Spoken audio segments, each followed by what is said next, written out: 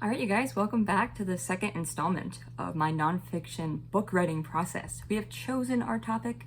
If you did not see the first video, I'm going to link it down below. I have a whole playlist for this book writing series. We have chosen Dr. Edwin Bentley, a Civil War surgeon who worked in my town, who went on after the war to do pretty great things, such as work in psychiatry, found a medical school, and so much more. So it's going to be a biography on a guy who I've studied for the last 5 years, but never could write fully about. I always wrote about him in terms of like his medical work in my city or how the Civil War impacted him, but I want to talk about his entire life because this guy lived until his 90s, so there's a lot to discuss. Hi, I'm Madeline Feierstein, trained historian and criminologist. I run my own LLC that brings education and history to the public, as well as genealogical resources, guided tours, and K-12 support. You can find out more information on my company down below. So what we're going to do today in our second installment is think about a table of contents. I am preparing to make a proposal to send to an academic or a trade press. I'm going to make a separate video in this series about choosing the academic route versus a trade press route, the pros and cons, and maybe which would fit my book best. It's also half not up to me. It's half up to like who wants my book, right? But when you make a proposal for an academic press, it's significantly different. And the process looks slightly different. But for now, before I even get to the proposal, I need to think about what exactly I'm writing about, right? Because the summary will be roughly the same. Of course, maybe the chapter outline would change. And I want to make clear this is very much preliminary.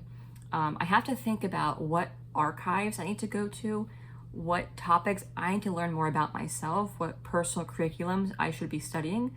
I already know that the medical knowledge is something I need to study up on. I'm not very good at talking about surgical techniques. I can talk about the advancements in medicine, right? I can talk about what a Civil War hospital was like, but I don't know the science behind the treatments they were doing. So let's go ahead into my Notion. We're going to look at how I organize all articles I write, all lectures, and all books. I just have a couple of the photographs that I own that I have on file. There are other photographs of him, but I have to get permission to use those. I haven't been able, let's be honest, I forgot. I forgot to email the people to ask if I can use it. And also, when I found them, I wasn't writing the book, right? So I didn't really have a reason to like just have these. But I feel like now, since I'm writing a book, I have more of a reason to ask, right? It's not like some random girl who's a weirdo about this one surgeon. But as you can see, I don't have my title yet. I usually start with the title, and this is kind of weird. I usually write the title of any article, lecture, or book I'm thinking of because it helps guide how I make the table of contents. It guides the sources I find. It guides the summary I make.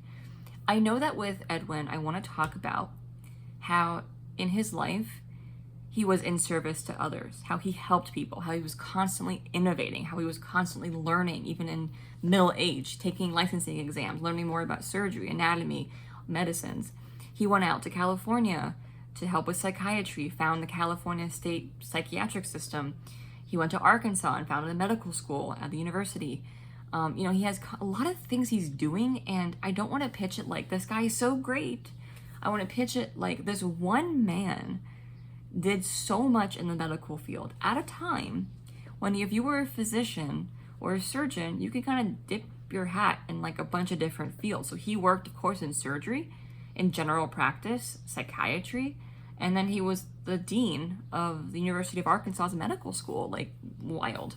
And he enlisted in the army, and he went with the army to fight in the Indian Wars after the Civil War. So like, this is not a book just about a Civil War surgeon, but that is a big part of it. So usually I think about the title. This time around, I really am not sure. I feel like saying a title like In Service to Others is just kind of boring. I think I need to like think about things I find out about him. Like maybe in his archives, I want to find some deep dark secret or something, and I can use that in the title and summary. But anyways, let's go ahead and look at this more in depth. So I usually just do a basic Notion setup. I'm truly not trying to be fancy with anything.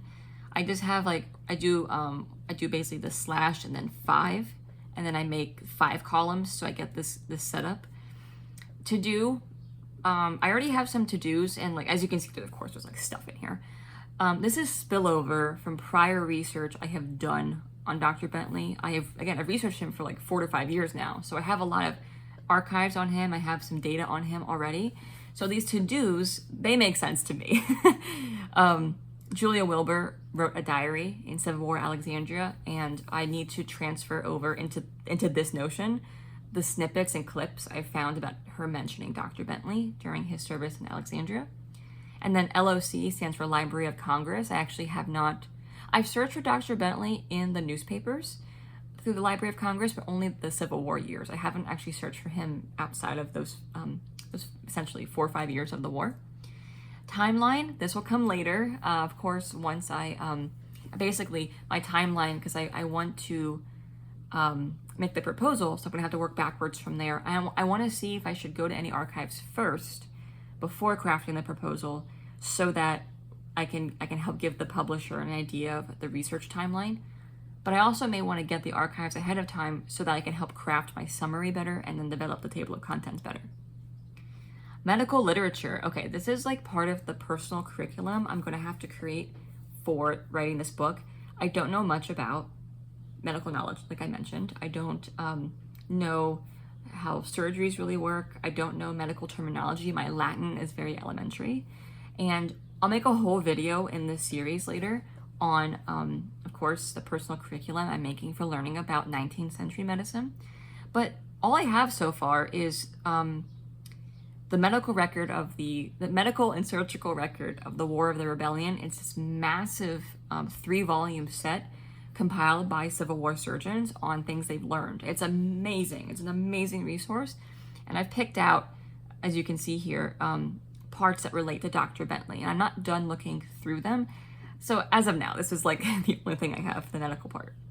Places of interest. Now you can see here, there's some themes, and you probably heard some already in this video. You know, he was born in Connecticut. He came down to DC during the Civil War, but then he worked in Virginia. He was also captured on a Virginia battlefield during the Battle of Cold Harbor in June of 1862. He's captured while attending Union soldiers when he was part of the 1st Connecticut Heavy Artillery. We'll get into that later.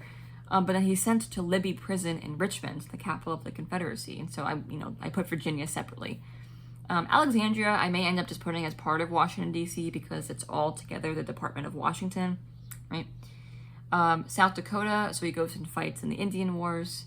California for psychiatry, and then Arkansas is where he founds the medical school, and also where he dies in 1917. So, yeah, he's buried here in Arlington, Virginia. He's buried in Arlington National Cemetery. I actually just visited his grave recently.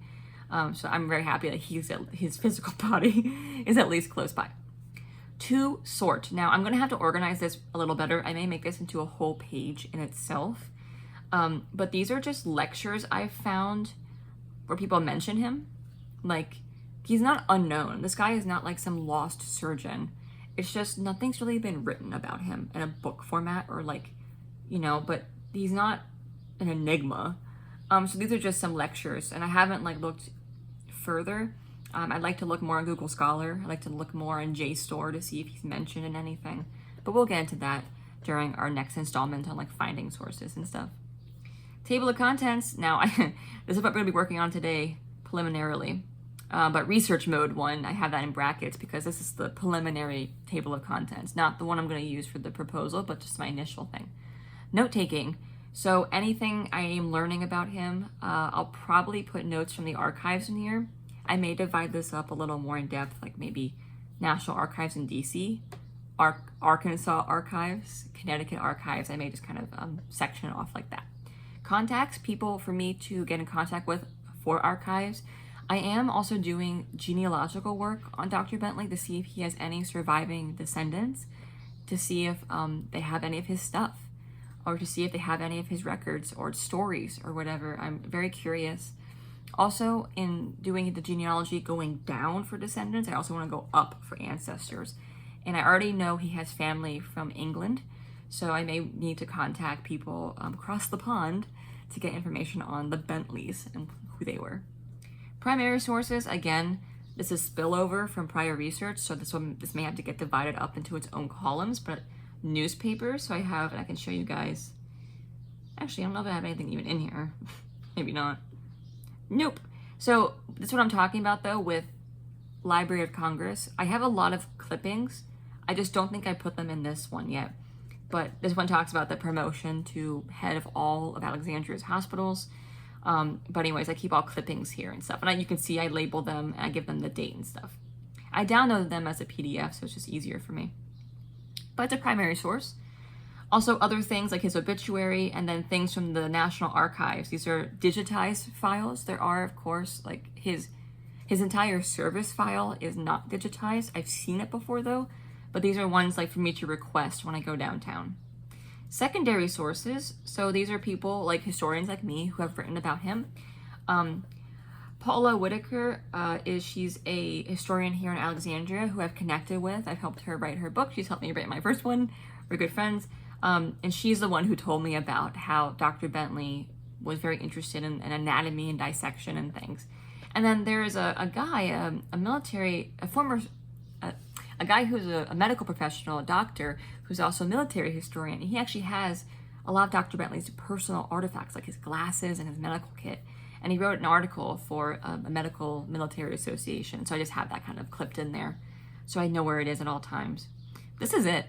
This is very simple. This is how I write. And for some of you, this is like too informal. It's too messy.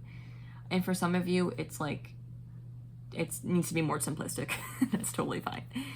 So let's do this now. We're going to switch to like just showing you guys how I think about the structure of a book. Okay.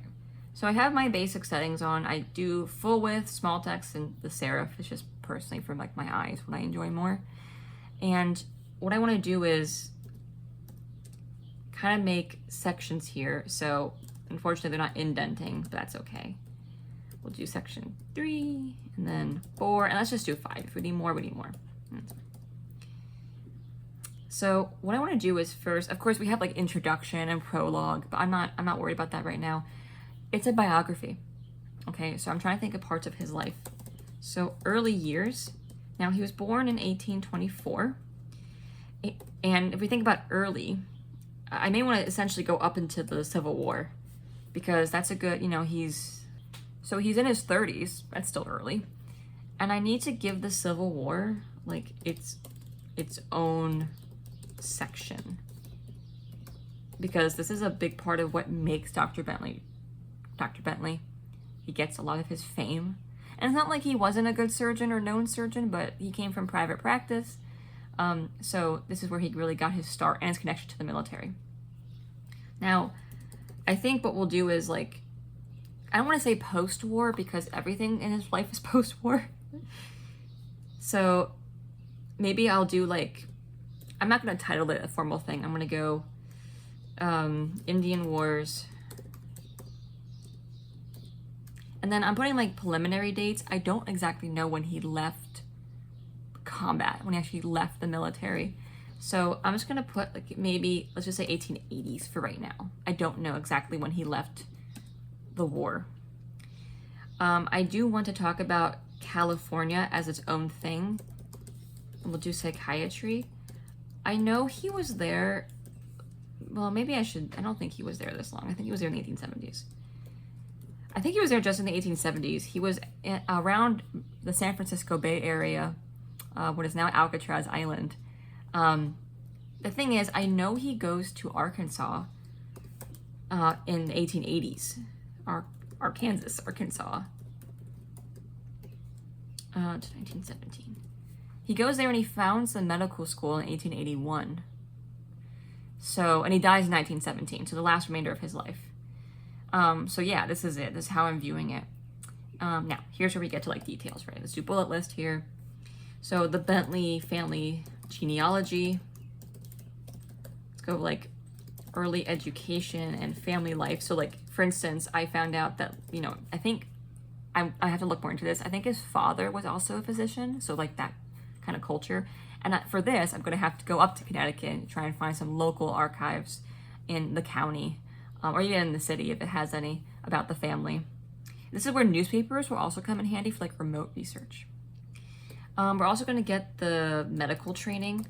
I know he went to several institutions, like he went to Bellevue Hospital in New York City, and then his private practice once he graduated, and then marriage and children, because he had, with his first wife, he had 2 daughters. His first wife died during the war. She died in February of 1865, and then he remarried a few years later, I think 1867, to a local woman. Her name was, I forget her name, Anna? But they married in DC. Oh my gosh, I forgot that Dr. Bentley did something very important. Dr. Bentley also was a professor at Howard University here in DC. So, which is how he met his wife here in DC. Okay, which pushes this. So Indian Wars, ooh, okay. How about this? We're not gonna put the dates just yet. We'll do like fill in the blank. Oh, let's do this. So messy. Okay, cool. We'll fill that later. We don't know exactly when he went out there. See, it's funny because I know so much about the 1860s, right? I know like him here in Alexandria, but I just don't know much about him afterwards. I know what he did, but this is exactly why I'm writing the book, because I think he's fascinating, but I just need to know more about this guy. Okay, now here's what we're doing. We're gonna do, first, I kind of want to look at like unionism in his town where he was living, like recruitment, how like the Civil War was being broadcasted and portrayed, because he enlisted in June of 1861, like pretty much right away. So enlistment, and then we'll do like the first Connecticut heavy artillery, so like him coming in. We're going to talk about the Battle of Gaines Mill, and imprisonment at Richmond. Then of course, head surgeon in Alexandria, and this will be a lot, like this part now I like know a lot more about. I'll talk about the medical feats he did. He was managing over 30 hospitals, medical care for 5 prisons, medical care for newly freed people, freed African Americans. So he had a lot going on. And then we'll do professorship, if that's what you want to call it, at Howard University. And then remarriage and children, because he had a son. His name was Carlo? We'll check that, with his second wife. Okay, this entire third section I need to leave blank. This is like, what we're gonna do is let's color it yellow, and it's bolded so it stands out a little more. Okay, this is gonna be where I need to focus on like the absolute most, I think, because I know absolutely nothing. This is also really bad. I personally don't know much about the psychiatry aspects. I know he went to Alcatraz Island. I know he helped found the California State Asylum System. Okay, yeah, this is gonna be the next worst one. The next one. Okay, and then we'll do here Arkansas, founding the medical college in 1881. Deanship. Dean of the college, and then of course like maybe his life in his later years at this point.